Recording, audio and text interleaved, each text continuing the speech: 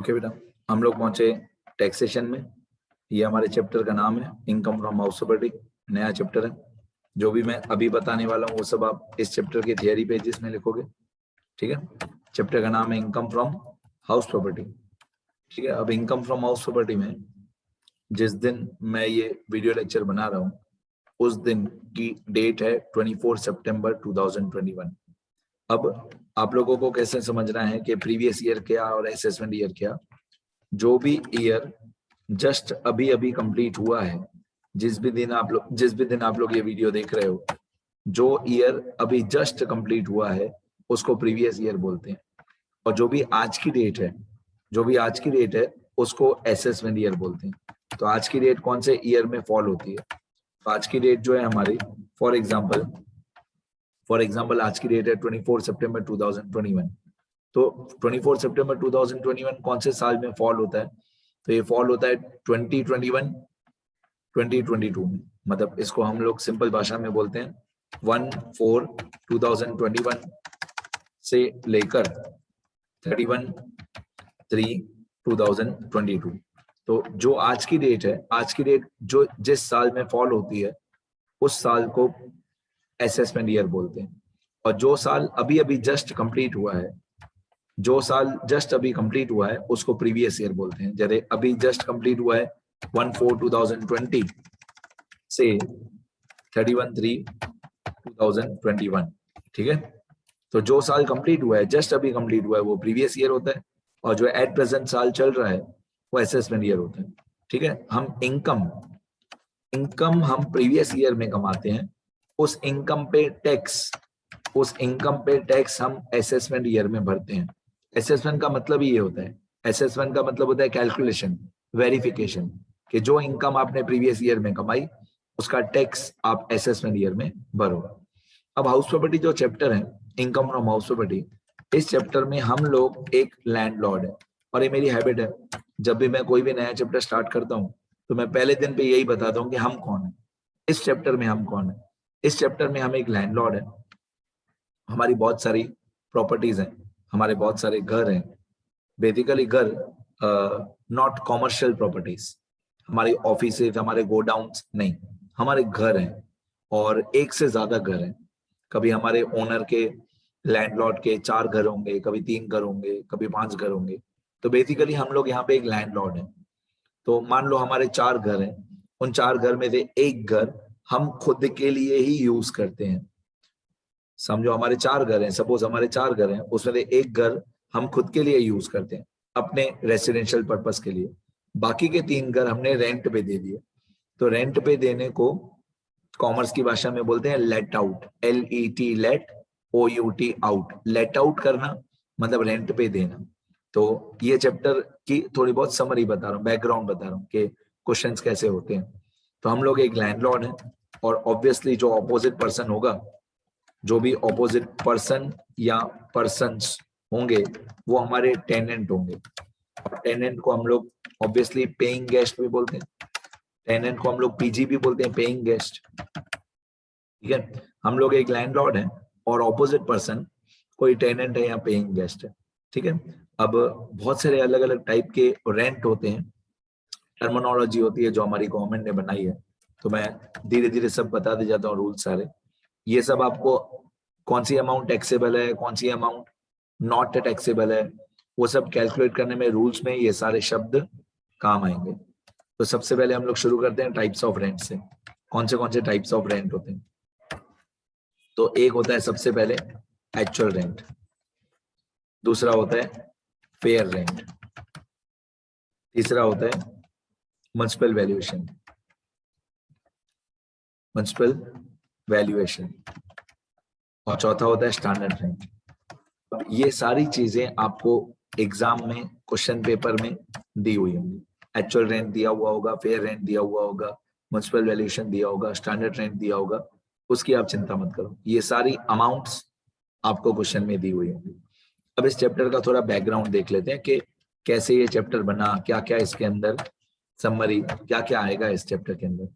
तो suppose we are a landlord इस chapter में, and we own 4 different houses. Suppose हम लोग एक लैंडलॉर्ड है और हमारे 4 अलग अलग घर हैं, ठीक है। अब जो 4 अलग अलग घर हैं उसमें मान लो हाउस नंबर 1, ऐसे 4 अलग अलग हमारे घर हैं, house number 1, house number 2, house number 3 और हाउस नंबर 4। तो हाउस नंबर 1 है, 2 है, 3 है और 4 है। अब मान लो हाउस नंबर 1 जो है, हाउस नंबर 1 के this is used by us for residential purpose। पहला घर है वो हम ही यूज करते हैं, दिमाग लगाओ, सुनना ध्यान से, मेरे शब्द सुनना। पहला घर है वो हम ही यूज करते हैं, रहने के लिए ही यूज करते हैं। Purpose is also important. हमारा ही घर है, हम ही रहते हैं और रहने के लिए ही रहते हैं, मतलब रेसिडेंशियल पर्पस, हम उस घर में रहते हैं, कोई और बिजनेस नहीं करते, रहने के लिए उस घर को यूज करते हैं। तो this purpose is also important. दूसरा घर है, दिस घर इज लेट आउट, किराए पे दे दिया। तीसरा घर है वो भी लेट आउट। चौथा घर है, मान लो चौथा घर बंद पड़ा है। अगर बंद पड़ा है तो भी हमारी गवर्नमेंट बोलेगी कि उस पर टैक्स भरो। तो ये सारी बातें मैं आपको बताऊंगा। मान लो फिलहाल के लिए मैं ऐसा लिख देता हूँ कि चौथा घर है वो भी हमने लेट आउट, किराए पे दे दिया। तो जब बंद पड़ा होगा, जब किराए पे नहीं देंगे तो क्या होगा, ये बहुत सारे इफ्स एंड देन्स हैं जो इस चैप्टर में आएंगे। तो हमारे 4 घर हैं। पहले घर में हम लोग खुद ही रहते हैं, खुद ही यूज करते हैं, रेसिडेंशियल पर्पस के लिए यूज करते हैं, पहला घर, ठीक है। दूसरा घर है वो सपोज करो हमने किराए पे दे दिया, रेंट पे दे दिया। तीसरा घर भी रेंट पे दे दिया, गिवन ऑन रेंट, ठीक है। दूसरा घर है वो भी हमने रेंट पे दे दिया, तीसरा घर है वो भी रेंट पे दे दिया, चौथा घर है वो भी रेंट पे दे दिया। तो इस तरीके से ये चैप्टर शुरू होता है। अब जब हम लोग फाइनली एक स्टेटमेंट पे पहुंचेंगे, बहुत सारे रूल्स है, आपको मालूम है टैक्सेशन है, taxation is all about rules. तो जब हम लोग फाइनली एक स्टेटमेंट पे पहुंचेंगे इस चैप्टर में, तो स्टेटमेंट देखने में कैसी होती है उसका एक फॉर्मेट बता दूं। फिर इस स्टेटमेंट के अंदर जो भी सब अलग अलग ट्रांजेक्शन्स लिखी हुई है उनकी अमाउंट कैसे कैलकुलेट होगी वो भी बताऊंगा। तो पहले ये स्टेटमेंट हम लोग याद करते हैं। इस स्टेटमेंट को बोलते हैं statement showing the computation of taxable income from house property. Statement showing the computation of taxable income from house property of, फिर ऑब्वियसली ऑफ के बाद जो भी हमारे एसएससी का नाम होगा वो, जिसका भी हम टैक्स कैलकुलेट कर रहे हैं। फिर यहाँ पे हम लोग लिखेंगे हमारा प्रीवियस ईयर क्या है, वो तो डिपेंड करता है आप कौन से साल में ये वीडियो देख रहे हो। और यहाँ पे हमारा असेसमेंट ईयर क्या है, ये ऊपर अपर राइट कॉर्नर में लिख देंगे, प्रीवियस ईयर और असेसमेंट ईयर। अब जो भी मैं रूल्स बता रहा हूँ, जो भी मैं वीडियो लेक्चर बना रहा हूँ, वो ये वाले प्रीवियस ईयर और असेसमेंट ईयर के बना रहा हूँ, 2020, 21 या 2021, 22। मैं इस प्रीवियस ईयर और असेसमेंट ईयर के रूल्स लिख रहा हूँ। हो सकता है आगे चल के बहुत सारे अमेंडमेंट्स आएंगे, ठीक है। तो जैसे जैसे अमेंडमेंट्स आएंगे वैसे वैसे मैं रूल्स चेंज करते जाऊंगा। बट एज इफ नाउ मैं जस्ट ईयर के वीडियो लेक्चर बना रहा हूँ, वो ये वाला ईयर, ठीक है। हाँ, अमेंडमेंट्स आते भी हैं तो 5% रूल्स चेंज होते हैं, 95% रूल्स सेम रहते हैं। तो डोंट वरी, जो मैं सिखा रहा हूँ सही सिखा रहा हूँ, विश्वास रखो। अब हम लोग एक स्टेटमेंट बनाएंगे। इस स्टेटमेंट को बोलते हैं statement showing the computation of taxable income from house property of mister so and so, जो भी हमारे एसएससी का नाम क्वेश्चन में दिया हुआ होगा वो। अभी इस तरीके की स्टेटमेंट हम लोगों ने बनाई। अब अच्छी बात क्या है कि टैक्सेशन का कोई भी चैप्टर हो, टैक्सेशन का कोई भी चैप्टर हो, हेडिंग और फॉर्मेट सब सेम ही रहता है। हेडिंग हमेशा ऐसे ही रहेगी जो भी चैप्टर हो, फॉर्मेट हमेशा यही रहेगा कोई भी चैप्टर हो, ठीक है। देखो समझो एक चैप्टर आता है सैलरी का, तो statement showing the computation of taxable income from salary, house property की जगह सैलरी हो जाएगा, ऑफ जो भी एसएससी का नाम। फिर एक चैप्टर आता है कैपिटल गेन, तो statement showing the computation of taxable income from capital gain, मतलब हाउस प्रॉपर्टी की जगह पे जो चैप्टर का नाम है वो लिखना है, बाकी सारे के सारे चैप्टर्स में स्टेटमेंट यही बनती है। तो यहाँ पे हम लोग लिखेंगे पर्टिकुलर्स, ठीक है, यहाँ पे हम लोग लिख देते हैं पर्टिकुलर्स, और फिर एक अमाउंट का कॉलम इनर कॉलम, एक अमाउंट का इनर कॉलम और एक अमाउंट का outer column.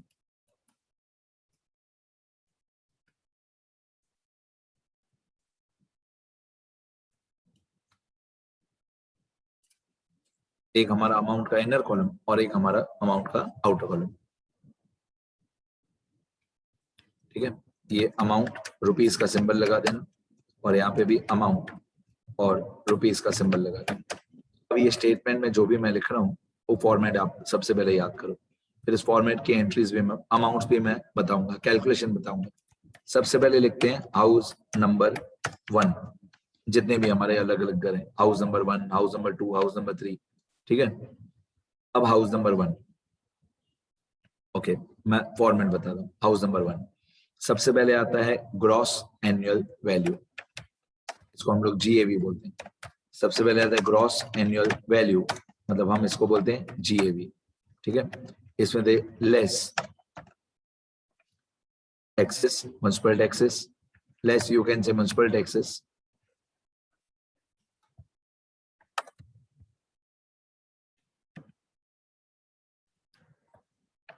Less municipal taxes. इसके बाद आता है नेट एनुअल वैल्यू, पहले ग्रॉस एनुअल वैल्यू फिर नेट एनुअल वैल्यू, इसको हम लोग बोलते हैं एनएवी।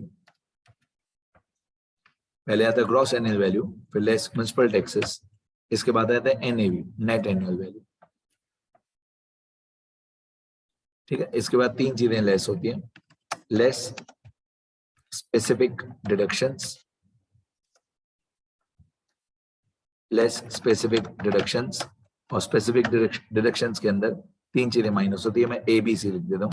ए पॉइंट होता है स्टैंडर्ड डिडक्शन, ए पॉइंट होता है standard deduction which is equal to 30% of NAV, net annual value, ये ए पॉइंट हो गया। सबसे पहले ग्रॉस एनुअल वैल्यू, अभी समझ में नहीं आएगा कि ग्रॉस एनुअल वैल्यू होता क्या है, ठीक है, ऐसे एक लाइन में समझ में नहीं आएगा कि जीएवी क्या होता है, टाइम लगेगा। फॉर्मेट याद करो, सबसे पहले GAV, less municipal taxes, municipal taxes minus करने के बाद आएगा एनएवी, एनएवी के बाद less specific deductions, specific deduction के अंदर तीन अमाउंट आती है, a point standard deduction which is 30% of NAV, b point है interest on loan of previous year. यहाँ पे आप बोलोगे सर इतना ऑफ को इतना हाईलाइट क्यों किया, धीरे धीरे बताऊंगा। Interest on loan of previous year, और सी पॉइंट होता है 1/5 भी बोल सकते हैं, 20% भी बोल सकते हैं, 1/5 और 20% of capitalised interest, 1/5 of capitalised, 1/5 of capitalised interest, बस मैं और डिटेल में नहीं जाता हूँ, 1/5 ऑफ कैपिटलाइज्ड इंटरेस्ट। अब हर एक अमाउंट के कुछ स्पेसिफिक रूल्स हैं, ठीक है, और सुनना।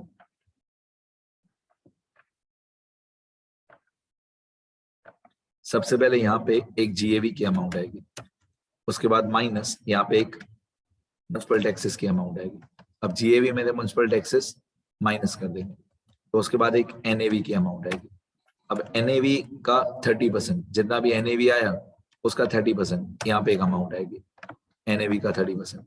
उसके बाद एक interest on loan of previous year, interest on loan of previous year, ठीक है, इसकी भी एक अमाउंट आएगी। इसके बाद 1/5 ऑफ कैपिटलाइज्ड इंटरेस्ट, इसकी एक अमाउंट आएगी।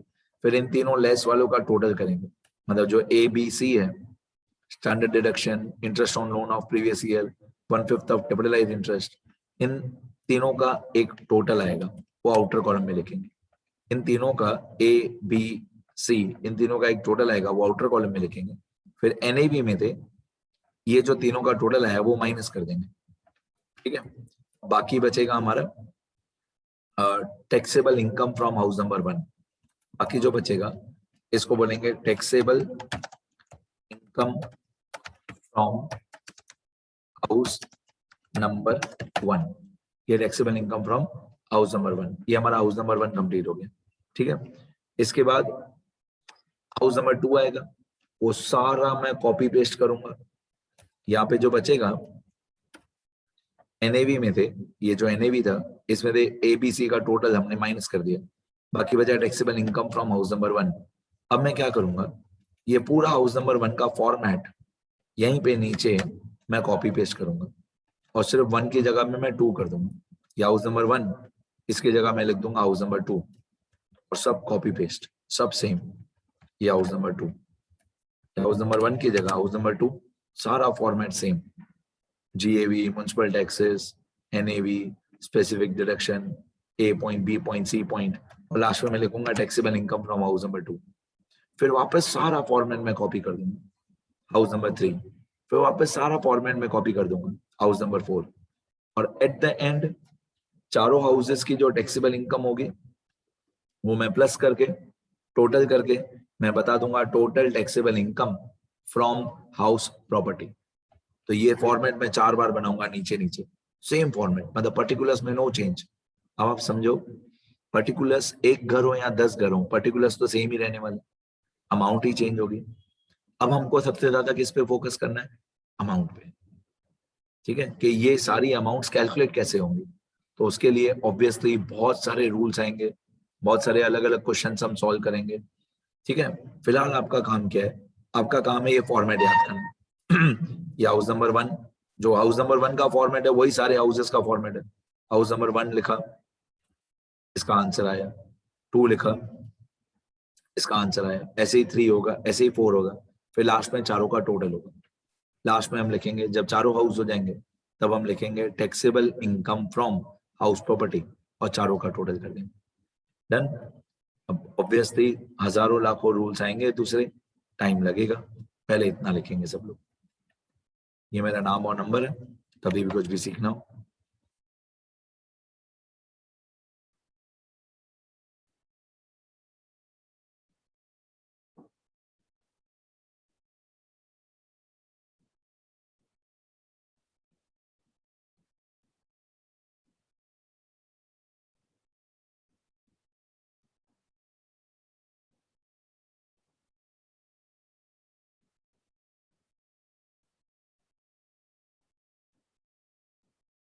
ठीक है, लिखते रहो। फिलहाल 2 हाउसेस तक ही फॉर्मेट बनाओ, फिलहाल इतना ही फॉर्मेट बनाओ जितना मैंने लिखा है। शुरू कर लिखना सब लोग।